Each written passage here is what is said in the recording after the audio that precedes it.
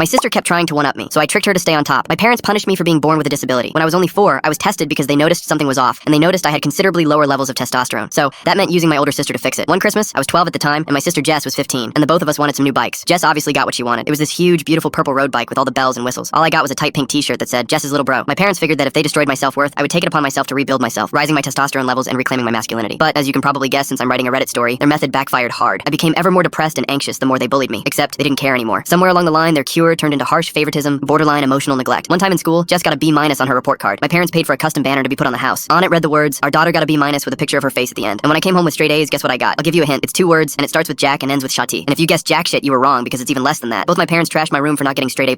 After that, almost nothing surprised me anymore. Even when I got accepted to a solid university with a partial scholarship, my parents called me their biggest disappointment for not getting a full scholarship. Meanwhile, Jess practically flunked out and used the excuse of wanting to take a gap year that turned into 5. And to celebrate, they threw her a party and bought her a new laptop for her creative journey. But then came one of the only, slightly better parts of this story. I managed to move out as soon as possible, working multiple jobs while taking classes to support myself. But when I couldn't afford to come home for Thanksgiving one year, my father said, well, I guess your priorities are elsewhere. Even after creating distance, family gatherings were torture sessions of subtle digs. Still at that starter job, Jess is thinking about starting her own boutique. She's so entrepreneurial. At my graduation, which they arrived late to, my father's first comment was, 4 years for that degree? Seems like a lot of time for what you'll be doing. What made it worse was watching them fawn over Jess, who decided to wear the most extravagant dress possible to the ceremony so she could be the center of attention. Despite everything, I tried maintaining a relationship with Jess. She was still my sister, but it was completely one-sided. I'd reach out and she'd either ignore me or somehow turn every conversation into a competition. If I got a promotion, she suddenly had an amazing opportunity on the horizon. If I started dating someone, she'd immediately be in a serious relationship. Once, after not hearing from her for months, I called to share news about a significant promotion. Hey Jess, guess what? I got promoted to senior analyst. There was a pause before she responded. Okay, anyway, I just got approached by this amazing startup. The salary is probably more than you'll ever make. Of course, the position she mentioned never existed. And when I finally landed my dream job after years of hard work, I made the mistake of mentioning it at a family dinner. Guys, I just got my dream job and okay, but did you hear about Jess? My mom immediately interrupted. She met a successful entrepreneur with connections everywhere. That man turned out to be Dwight. He wasn't a successful entrepreneur. He worked in sales at a mid-sized paper company. But the way my parents talked about him, you'd think he was the next Elon Musk. Their wedding was an extravagant affair that my parents spared no expense for. Meanwhile, I was still paying off my student loans. But then I met one of Jess's short-term friends, and what happened next shifted the family dynamic forever because Jess was not happy. I can't tell you the explanation in this short video. To watch the rest of the video and see what went down, click the link below.